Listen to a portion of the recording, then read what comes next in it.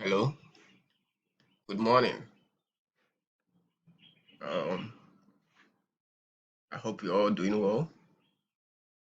This morning, we are going to have a look at a paper which has been published in the journal Forensic Science International. So this is a very important paper. That's why I want us to have a quick look at it. So this paper was published last year, that's 2023, in the journal Forensic Science International. And the title is A Comparison of 5 DNA Extraction Methods from Degraded Human Skeletal Remains.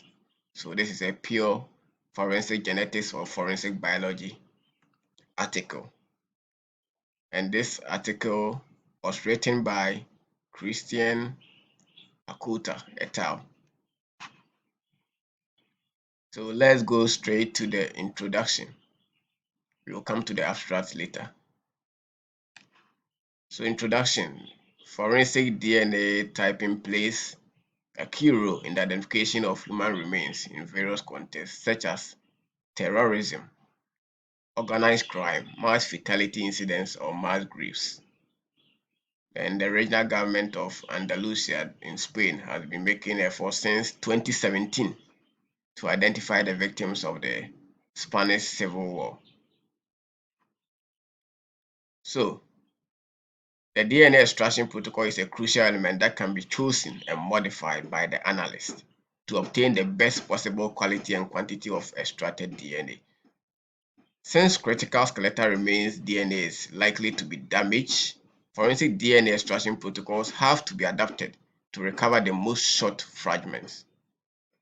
Total demineralization was proposed as the best method for degraded human remains DNA analysis, while silica extraction was concurrently stated as the best method for ancient DNA analysis. Since both extraction protocols are arduous, automated DNA extraction systems have been proposed for all skeletal remains analysis with accurate results.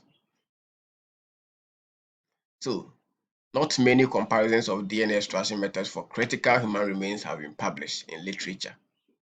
Silica adsorption has been pointed out as the best method in bones, as well as in human spectral bones from 5th to 11th century AD and 20th century AD. But another study did not find any difference between silica adsorption and organic extraction by phenylchloroform isoamyl alcohol, founding the two of them as the best methods compared to total demineralization or Qiagen blood basicate. So the aim of their research was to identify the best DNA extraction protocol for this kind of skeletal remains, that degraded skeletal remains. And then to achieve their aim, 25 different skeletal remains DNA were extracted, all of them with 5 different bone DNA extraction protocols. So they used separate protocols or 5 DNA extraction protocols for bone on 25 different skeletal remains. So let's look at how they did it in terms of materials and methods. So the following procedures were performed in an Asian DNA facility following the Asian DNA method standards, including room UV light, HEPA filtered air positive pressure, negative extraction controls, negative and positive PCR controls, sterilized labware, and laboratory personnel DNA profiling as contamination preserve and detection measures. Degradation indices and sky slope profiles were used as critical DNA presence indicators. So samples, how did they obtain their bone samples? Samples have been buried during 70 to 80 years in southwest region of Andalusia. No in situ data about the place of exhumation has been reported to the laboratory. However, this part of Andalusia is characterized by a slightly acid pH, with the highest temperatures reached in summer, that's 28 degrees Celsius on average, reaching maximum temperatures of 45 degrees Celsius. More than 2,800 hours of insolation annually, and minimum temperatures of 12 to 14 degrees Celsius in winter, being the average annual precipitation about 400 to 600 millimeters rain gauge with few rainy days. So 25 critical skeletal remains samples, which can be found in table 1 below, from mass graves in Andalusia, that's Spain, buried from Spanish Civil War and the post-war period were sanded and cut with a Dremel rotary tool. Bone fragments were ground or pulverized in a tissue lyser tool, that's from Kayagen, Germany. So how did they extract their DNA? Samples were extracted using 5 different DNA extraction protocols, which can be seen in table 2. The first protocol is organic extraction by phenylchloroform isoamyl alcohol. Then the second extraction was silica adsorption. The third one is silica in columns by high pure viral nucleic acid large volume kits by the company Roche, Switzerland.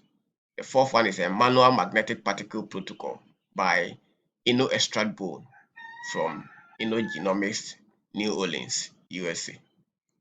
And the fifth one was an automated magnetic particle protocol by Automate Express nucleic acid extraction system and Profiler BTA forensic DNA extraction kit from Thermo Fisher Scientific, USA.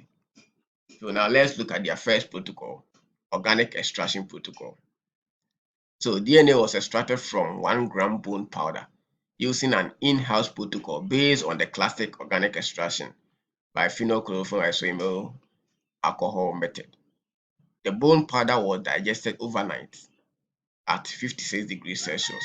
So they incubated the bone powder overnight at 56 degrees Celsius with 5 ml lysis buffer, and this is the composition of the lysis buffer.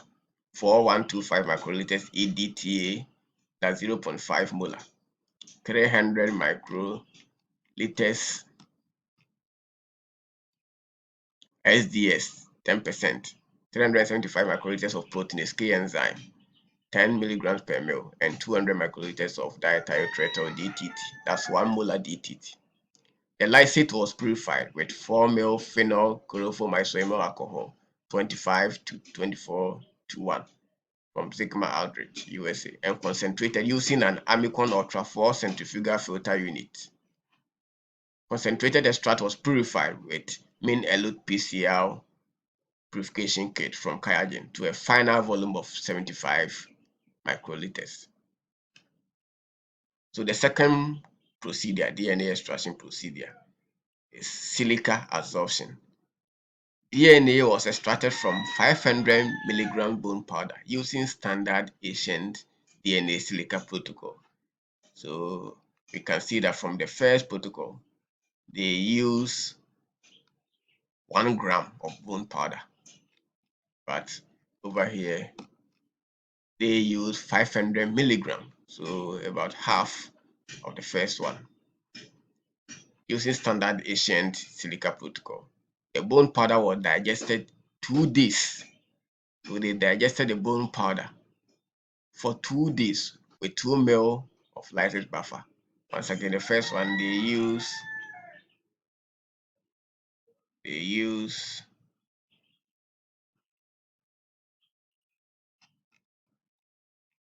where is it?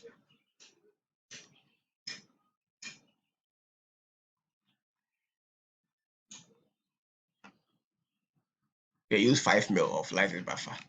But for their second procedure, they use 2 ml of lysis buffer, and this is the composition of their lysis buffer. And they did this or incubated it at 37 degrees Celsius for the 2 days.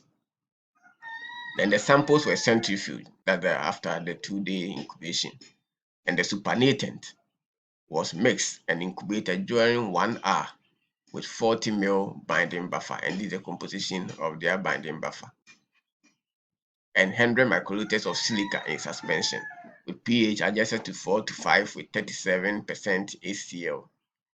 Then the samples were centrifuged and silica pellet was resuspended in 80% cold ethanol and washed twice with that ethanol.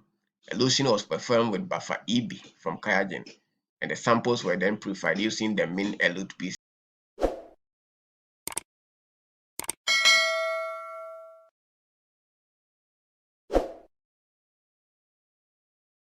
PCR purification kit from QIAGEN for a final volume of 75 microliters. So this is how they went about their second bone DNA extraction protocol.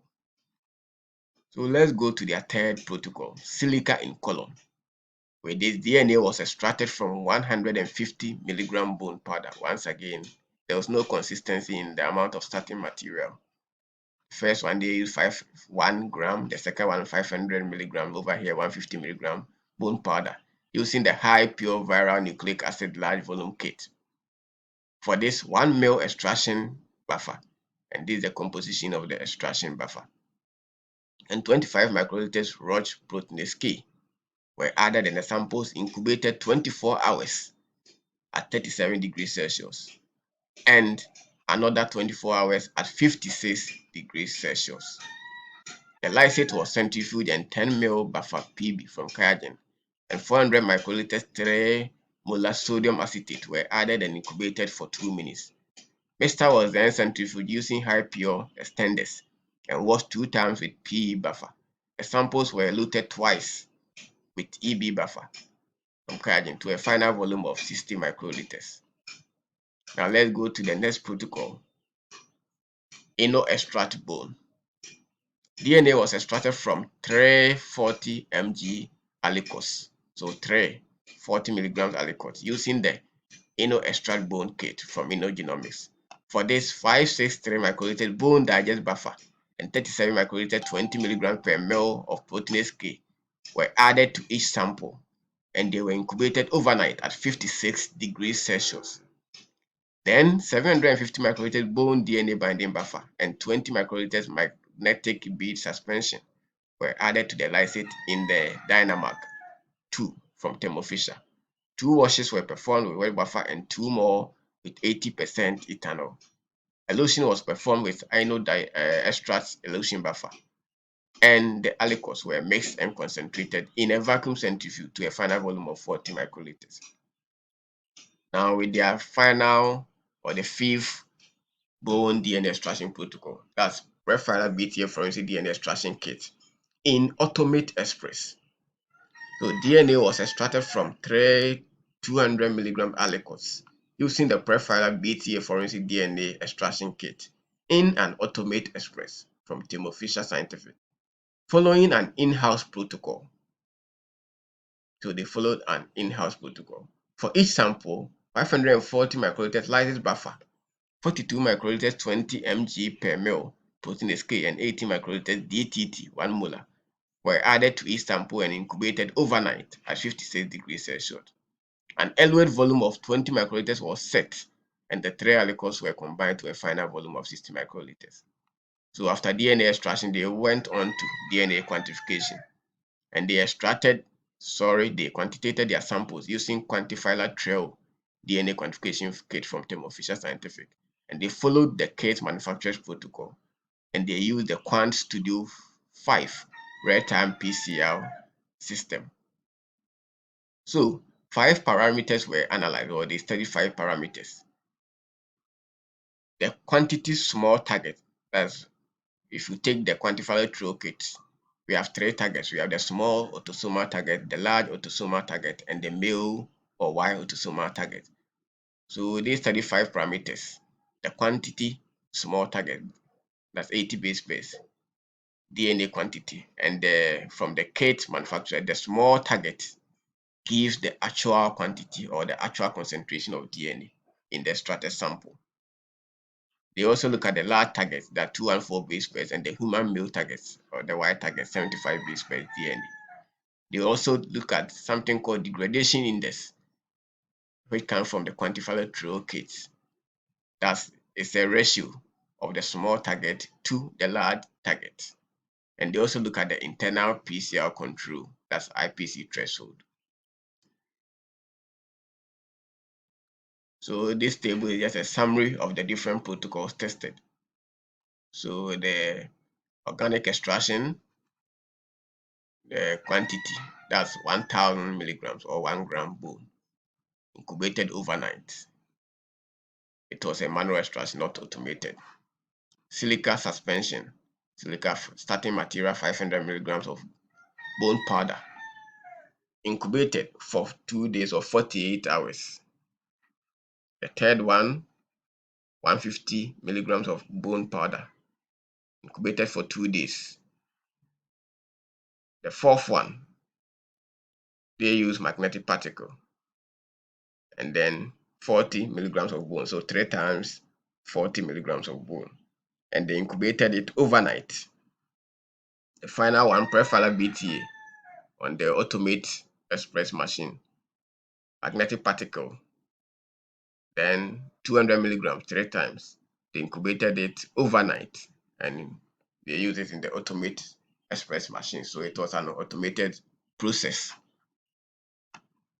Now, DNA amplification, or the PCR, and data visualization.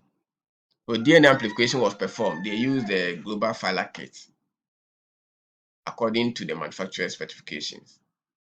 So 15 microlated DNA input was added from each extract, from each DNA extraction method. The electrophoresis was carried out using the ABI Applied Biosystems 3500 genetic analyzer, following manufacturer's recommended conditions, and the data were analyzed using GeneMapper IDS version 1.4.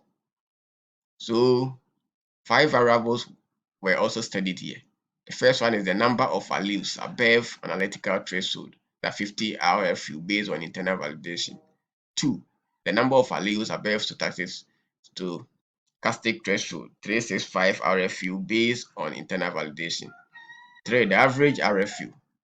4. The heterozygous balance, calculated as small allele to large allele height, that's this a ratio.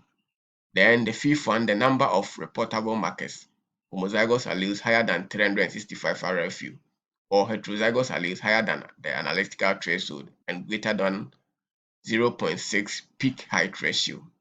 So non-autosomal markers information was discarded, leaving 21 autosomal STR markers. So the non-autosomal markers from the global filer, like the amelogenin, that's the sex determining markers, amelogenin.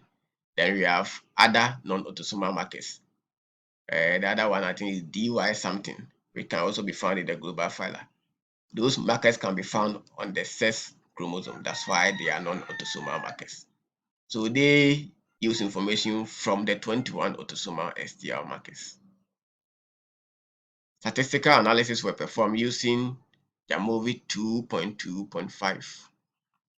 Now, results and discussion. So real-time PCR results, that the DNA quantification results. So DNA quantification results are shown in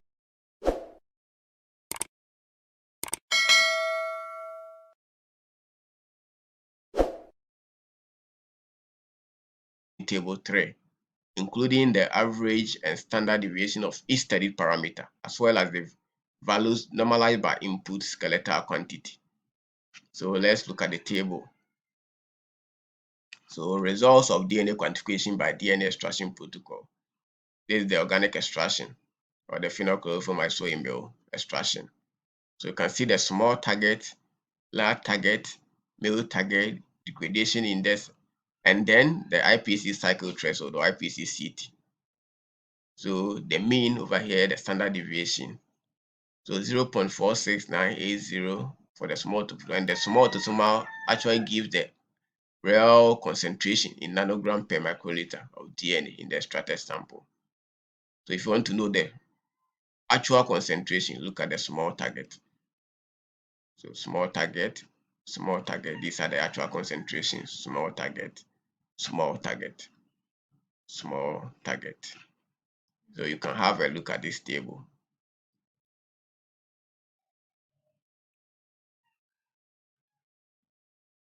Okay. So in general, larger amounts of bone powder input resulted in larger quantities of DNA. And of course, if you are using a higher starting material, you are very likely to get a higher amount of DNA compared to the others. On average, the organic extraction protocol achieved the highest small human DNA yield. It means they achieved the highest DNA yield or concentration, followed by the extract silica in suspension, prefilar BTA, and then silica in column. Hence, the organic extraction protocol obtained 4 times more DNA than the least efficient method. But then the organic extraction also use a higher starting material, that is 1 gram of bone powder. The same trend, prefilar and silica in column, hence obtained 4 times. The same trend was observed for large human DNA yield, that the large autosomal, with organic performing the best, followed by extract and silica in suspension, prefilar BT and silica in column. Degradation indices were the highest by extract and lowest by organic extraction, and with degradation indices from the quantified trail kit, the higher the degradation index, it means the DNA is likely to have been degraded. Normally, if you have degradation index below 1, that's from 0.1 to let's say 0.9, it means DNA is very intact. From 1 to about 10, it means DNA is, let's say, moderately degraded. Then from 10, it means you are likely to have a degraded DNA. So degradation indices were the highest by extract and lowest by the organic extraction method, with silica in suspension producing intermediate values.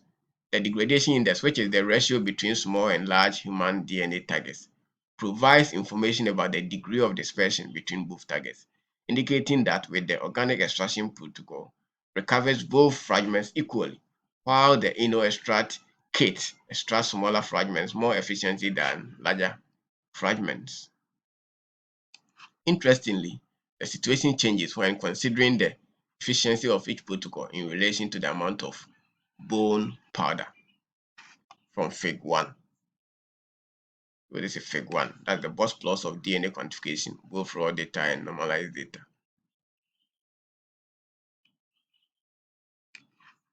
So the small target, large target, Y or male target, then the same thing for here, for degradation indices. Then, so concentration here, and then degradation indices here.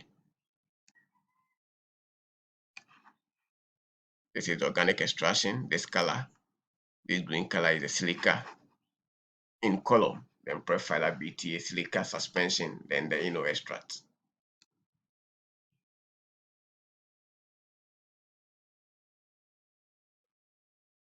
So let's go to the conclusion. So what conclusions were drawn? Degraded skeletal remains are a challenge for any DNA typing laboratory due to endogenous DNA fragmentation into smaller fragments. DNA extraction is a key step, and there is no consensus in the literature about which DNA extraction method has a better performance. So day in, day out, new methods, new protocols are being developed, because in literature, no one has accepted one protocol as the best DNA extraction method or protocol for bone, or which protocols work with which sample. There are not many comparisons performed with critical human remains. Previous studies put silica in suspension and peripheral BT as the most efficient methods compared to the traditional phenylchloroform method. Our study compares 5 DNA extraction protocols in critical human remains. That's the organic extraction method, silica in suspension, silica in column, extract and peripheral BTA used on the Automate Express machine. Phenylchloroform isoamyl alcohol protocol was the most efficient method in both quantification and DNA profile obtention, reaching on average the highest number of reportable loci. Nevertheless, data normalization by bone powder input quantity reveals silica in column as the most efficient, reaching considerably good results considering the little quantity of bone powder used. Furthermore, an in-house prefilar BT extraction protocol with Automate Express reveals as a good quality procedure for routine high throughput DNA extraction from degraded human remains. Hidden this information, our lab extracts DNA from skeletal remains using 2 parallel protocols, an automated one with prefilar BTA and Automate Express, and then an organic extraction.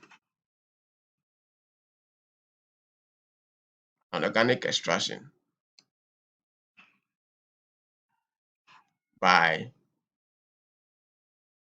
phenol chloroform isoamyl alcohol, obtaining two profiles by different extractions in order to elaborate a consensus profile. So now let's look at the summary or the abstract. Extracting DNA from degraded human remains poses a challenge for any forensic genetics laboratory, as it requires efficient, high-throughput methods. While little research has compared different techniques, silica in suspension has been identified in literature as the best method for recovering small fragments, which are often present in these types of samples that degraded human remains. In this study, we tested 5 DNA extraction protocols on 25 different degraded skeletal remains, including the humerus, ulna, tibia, femur, and petrous bone. The 5 protocols were organic extraction, silica in suspension, high pure nucleic acid large volume silica columns, inno extract bone, and prefilar BTA. We analyzed 5 DNA quantification parameters: that's small target, large target quantity, human male target quantity, degradation index, and internal PCR control threshold, and 5 DNA profile parameters: number of alleles with peak height higher than analytical and stochastic threshold, average relative fluorescence units, that's RFU, of heights, heterozygous balance, and number of reportable loci were analyzed. Now, our results or their results suggest that organic extraction was the best performing method in terms of both quantification and DNA profile results. So, organic extraction by phenylchloroform isoamyl alcohol was the best performing method out of the 5 extraction protocols in terms of both quantification and DNA profile results. However, raw silica columns were found to be the most efficient method. So thank you for your audience, and once again, don't forget to subscribe to my channel. Hit the subscribe button so anytime I upload a new video, you will get to know. Then you log on to my channel and then have a look at my video. Thank you and do have a great day.